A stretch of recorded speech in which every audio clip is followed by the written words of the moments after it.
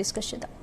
భరత్, మాజీ ఐఏఎస్ ఆకునూరి మురళి రూపొందించిన ఈ నివేదిక అసలు ఉద్దేశం ఏంటి? విద్యా ప్రమాణాలు పెంచడమా లేక పరిపాలన మార్పు అనుకోవచ్చా? సో ఇంతకుముందే మధుసూదన్ రెడ్డి గారు ఒక మాట చెప్పారు నాతో. నేషనల్ ఎడ్యుకేషన్ పాలసీ వచ్చింది, జాతీయ విద్యా విధానం. దాని మీద చాలా పాజిటివ్ రియాక్షన్స్ వచ్చాయి. చాలా బాగుంది జాతీయ విద్యా విధానం అని. ఓన్లీ ఇప్పుడు మోడీ ప్రభుత్వమే కాదు, మోడీ ప్రభుత్వం అంటే భారతీయ జనతా పార్టీ కాదు, కాంగ్రెస్ పార్టీ, ఇతర పార్టీ అధికారంలో ఉన్న రాష్ట్రాలు కూడా బాగున్నాయని మెచ్చుకున్నాయి నేషనల్ ఎడ్యుకేషన్ పాలసీ. బట్ ఇక్కడ ఎడ్యుకేషన్ పాలసీ మీద ఎడ్యుకేషన్ కమిషన్ ఇచ్చిన రిపోర్టు మీద చాలా తీవ్ర అభ్యంతరాలు వ్యక్తమైనవి. అంటే మొత్తం నివేదికనే పూర్తిగా అభ్యంతరకరం కాదు, దానిలో చేసిన కొన్ని వ్యాఖ్యలు, కొన్ని కామెంట్స్ వల్ల ముఖ్యంగా ఉపాధ్యాయుల ఆత్మస్థైర్యం దెబ్బతింది. ఉపాధ్యాయుల ఆత్మస్థైర్యం దెబ్బతీసే విధంగా రిపోర్ట్ ఉంది. ఇప్పుడు సమాజంలో ఏం జరుగుతోంది? సమాజంలో ప్రభుత్వ ఉద్యోగులు అనేది చాలా తక్కువ మంది ఉన్నారు. 2% 3% ఉంటారు.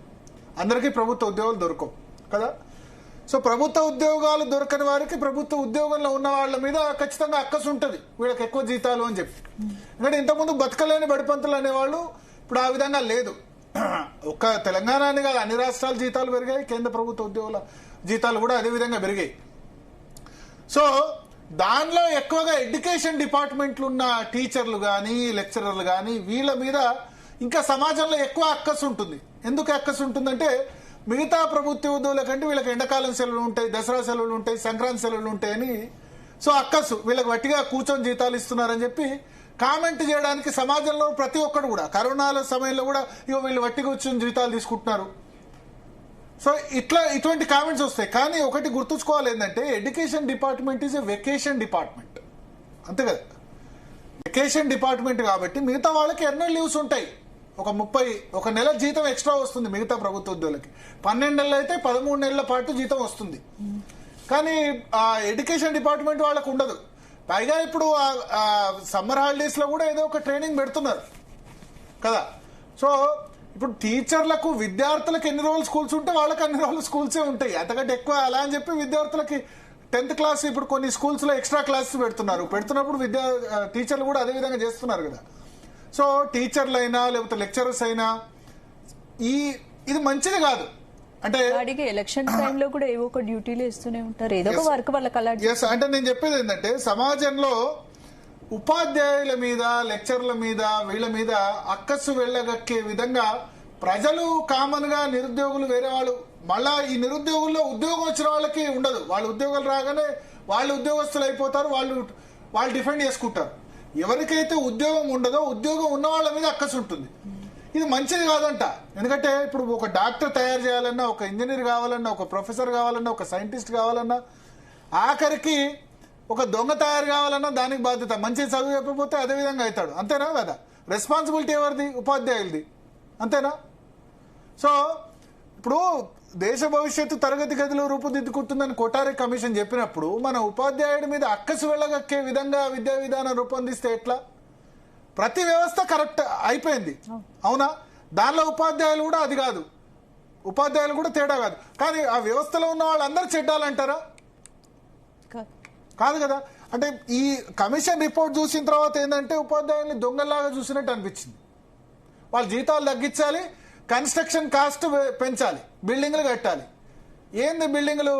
200 కోట్లతో బిల్డింగ్ కడతారట, ఒక ఇంటిగ్రేటెడ్ స్కూలు లేకపోతే పబ్లిక్ స్కూలు. 200 కోట్లతో ఎన్ని పనులు చేయొచ్చు? బిల్డింగ్ కడతారు, బాత్రూమ్లు కడతారు, కానీ కడగడానికి అక్కడ అటెండర్ ఉండడు, అక్కడ బాత్రూమ్లు కడిగేందుకు ఎవరు ఉండరు. ఏమవుతుంది? 2 రోజుల్లో ఖరాబ్ అవుతుందా లేదా? ఇప్పుడు టాయిలెట్లు, స్కూళ్ళలో టాయిలెట్లు ఎన్ని చోట్ల ఇదివరకు అటెండర్ అనేవాడు గంట కొట్టేవాడు, గంట కొట్టిన తర్వాత పోయి ఎవరైనా స్కూల్కు రాకపోతే, గవర్నమెంట్ స్కూల్ రాకపోతే పోయి తీసుకొచ్చేవాడు. అటెండర్ అనే వ్యవస్థ లేదు కదా ఇప్పుడు. ఇప్పుడు ఎవరో పని చేస్తున్నారు స్కూల్లో, టాయిలెట్స్ లేవు. అటువంటి ఫెసిలిటీస్ కల్పించకుండా కొత్తగా కన్స్ట్రక్షన్ వేస్తే ఏంది? గవర్నమెంట్ వాళ్ళు వాళ్ళ పార్టీ వాళ్ళకి కాంట్రాక్ట్లు ఇచ్చుకుంటారు, అంతేనా. ఒక్క ఇంటిగ్రేటెడ్ స్కూల్కు 200 కోట్లట. 200 కోట్లు పెట్టి ఏం చేస్తారు? చదువు చారాడు బల్పాలు దోషాడు అన్నట్టు. ఉన్న మంచి స్కూల్స్ బాగా చేయండి. గురుకులాల్లో సగం గురుకులాలకి పక్క బిల్డింగ్స్ లేవు. అది ఆలోచించకుండా 200 కోట్ల బట్టి ఒక స్కూల్ కడితే దాన్ని చదువుకునేది ఎంత? 2000 మంది పిల్లలు. సో ఇది ఆలోచించకుండా టీచర్ల జీతాలు తగ్గిస్తే సమస్య బాగా జీతాలని తగ్గిస్తామంటే అసలు టీచర్ల జీతాలు పెంచడానికి తగ్గించడానికి విద్యా కమిషన్ ఎవరు? ఇప్పుడు ఇచ్చిన నివేదికలో టీచర్ల జీతాలపై ఎలాంటి సూచనలు ఉన్నాయి? ఇది అమలు చేస్తే నిజంగా టీచర్ల జీతాలు తగ్గి మార్కెట్ లో కంటే ఎక్కువ ఉన్నాయి, తగ్గించాలి. వీళ్ళు చెప్పినంత మాత్రం అవుతుందా? టీచర్లతో పెట్టుకుంటే ప్రభుత్వాలే కూలిపోయినాయి. 2004లో ప్రభుత్వ ఉద్యోగులు అందరూ కలిసి చంద్రబాబు నాయుడు దించారు. అవునా కదా? ఉమ్మడి రాష్ట్రంలో మన కేసీఆర్ దించారు 2023లో. పిఆర్సీ 43% ఇచ్చినా 30% ఇచ్చినా జస్ట్ ఆయన ప్రమోషన్లు ట్రాన్స్ఫర్ చేయలేదని చెప్పి. అట్లా అని నేనేమంటాను అంటే ఇప్పుడు ఏదో ప్రభుత్వం వ్యతిరేకంగా నిర్ణయం తీసుకుంటుంది కాదు. ఆకునూరు మురళి విద్యా కమిషన్ రిపోర్ట్ ఇవ్వగానే టీచర్లు జీతాలు తగ్గుతాయని కాదు. ఎందుకంటే జీతాలు తగ్గాల పెరగాల నిర్ణయించేది తగ్గుడు అనేది ఉండదు. ఎంత పెరగాలని నిర్ణయించేది పిఆర్సీ, పే రివిజన్ కమిషన్. అయితే ఇదేంటంటే ఇండైరెక్ట్ గా ఏంటంటే మీరు ఎక్కువ జీతాలు అడగండి, మీరు డిఏల వరకే అడగండి.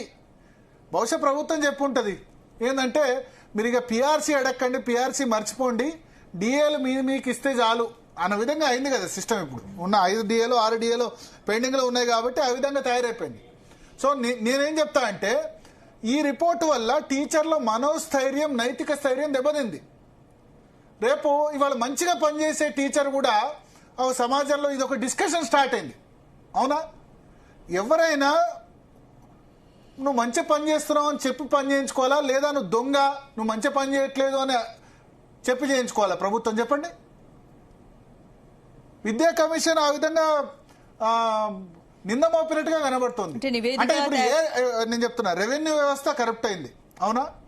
ట్రాన్స్పోర్ట్ కరప్ట్ అయింది, తర్వాత ఎక్సైజ్ కరప్ట్ అయిపోయింది, ప్రతి డిపార్ట్మెంట్ కరప్ట్ అయిపోయింది. కరప్షన్కి ఇక్కడ అవకాశం లేదు.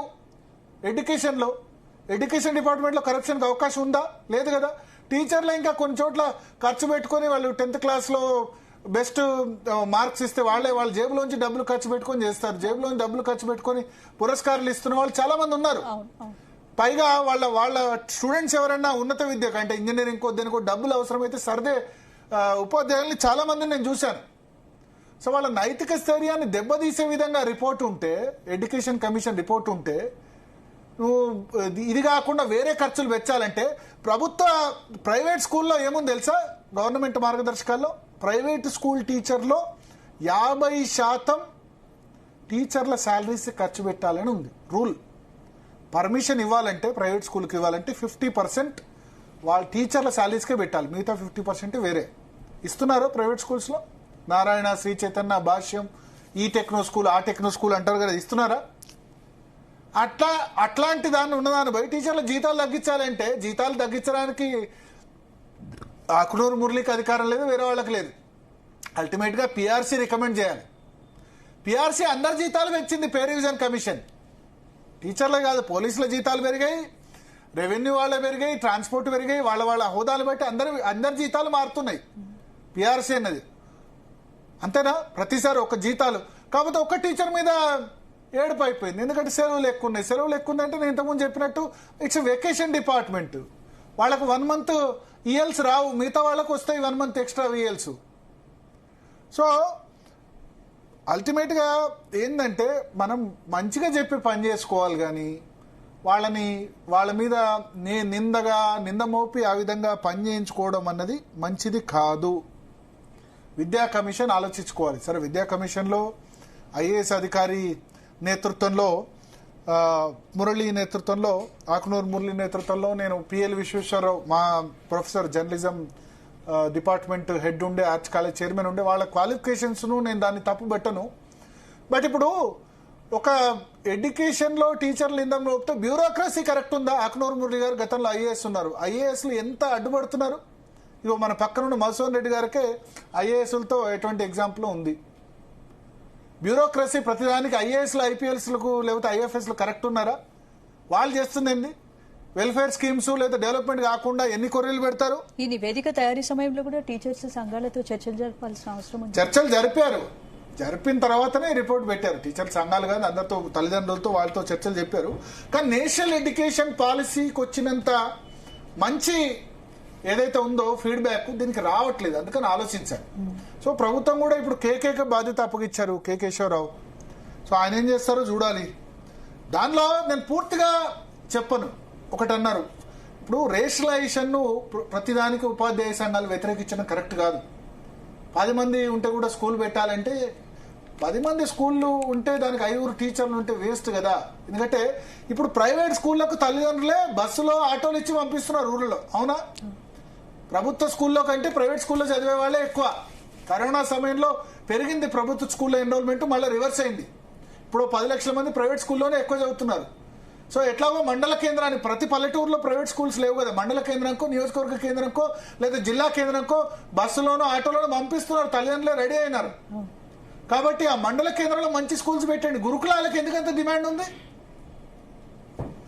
మామూలు ప్రభుత్వ స్కూళ్ళకు డిమాండ్ తగ్గి గురుకులాలకు ఎందుకంత డిమాండ్ ఉంది సీటు కావాలని? సో ఆలోచించాలి. ప్రభుత్వ విద్యారంగం మనుగడలో ఉండాలంటే ఉపాధ్యాయులు కూడా ఆలోచించాలి. రేషనలైజేషన్ వ్యతిరేకించడం, అన్నిటి గుడ్డుగా వ్యతిరేకించడం కాదు. మీ వ్యవస్థను కాపాడుకోవాల్సింది మీరే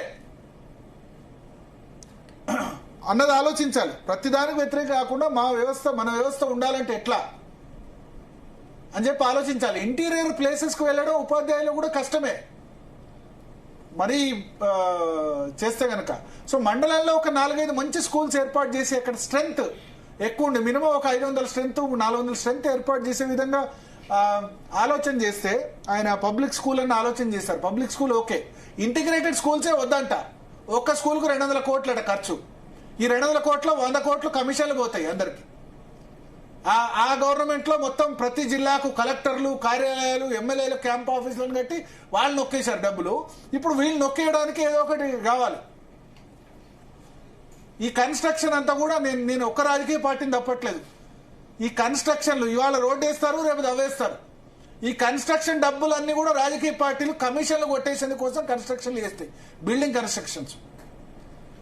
కన్స్ట్రక్షన్ ఒక నార్మల్ బిల్డింగ్ ఉండాలి, ఫ్యాన్ ఉండి నార్మల్ బిల్డింగ్ ఉంటే గానీ 200 కోట్లతో బిల్డింగ్ కడితే చదువు చాలడు బల్పాలు దోషడు అన్న విధంగా అవుతుంది. మీరు మొన్న 1,50,000 పెట్టి ప్లే స్కూల్స్ ఇచ్చారట. ప్లే స్కూల్కి ఎక్విప్మెంట్ 1,50,000 ప్రతి స్కూల్కి ఇచ్చేశారు. టీచర్లేమో అక్కడ ఆ ప్లే స్కూల్ దానికి సంబంధించి ఉందో లేదో, అది ఇంప్లిమెంట్ అవుతుందో తెలియదు.